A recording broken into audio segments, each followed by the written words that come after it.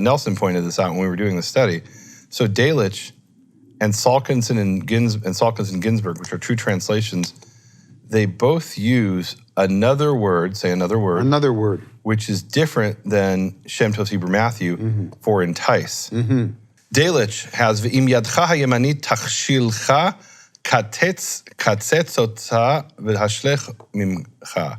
If your right hand causes you to stumble, cut it off and throw it away from you. And we have there a play on words. We have a word pun between tachshilcha and hashlech. Right? It's what we call metathesis. The order of the letters are switched, but they sound similar, tachshilcha and v'hashlech.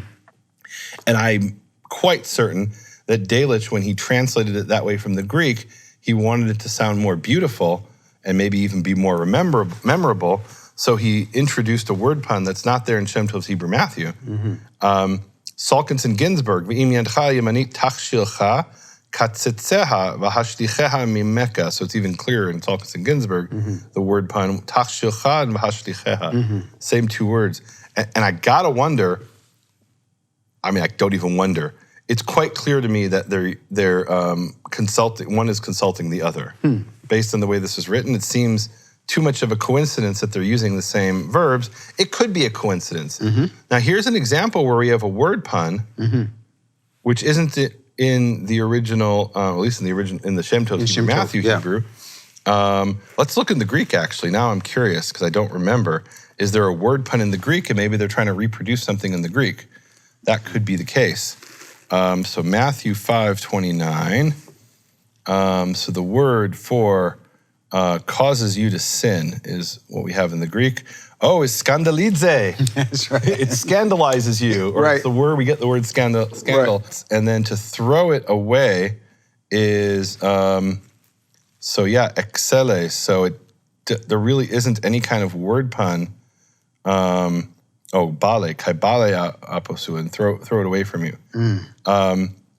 So take it and throw it away from you is what it says. So there's no word pun there in the in the Greek, but there is in Delitzsch and in Salkinson-Ginsburg. And so here's an example where you got to be careful with word puns.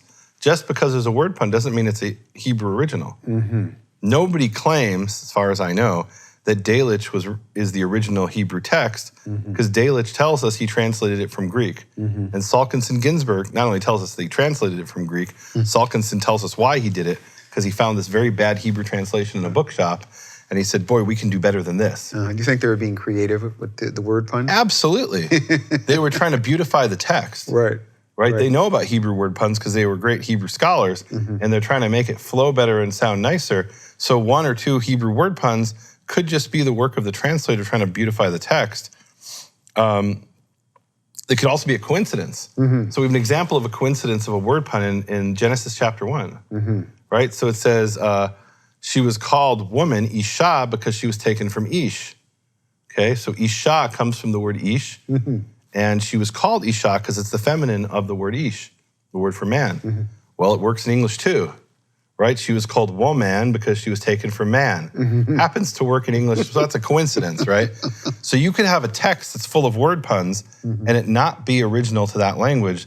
It could be that the word puns were introduced by a translator. So you got to be very careful with the word puns.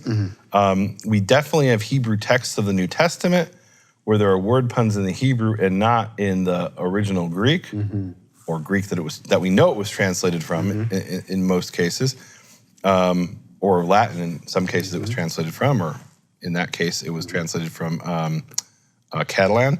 And there are no word puns in the original language that it was translated from.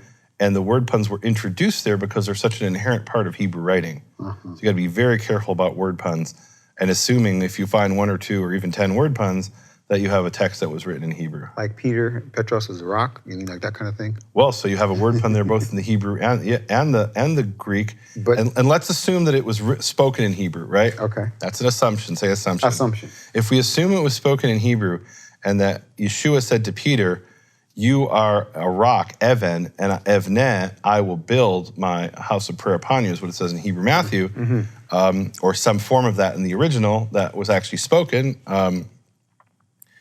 then the Greek is trying to reproduce that word pun. It says, oh, there's a word pun here. let me express that in a way that my readers will understand it because they don't know Hebrew. Or if they know Hebrew, they're not going to, we have to go to a dictionary to figure out what this word is. Right. Let's reproduce that in the target language.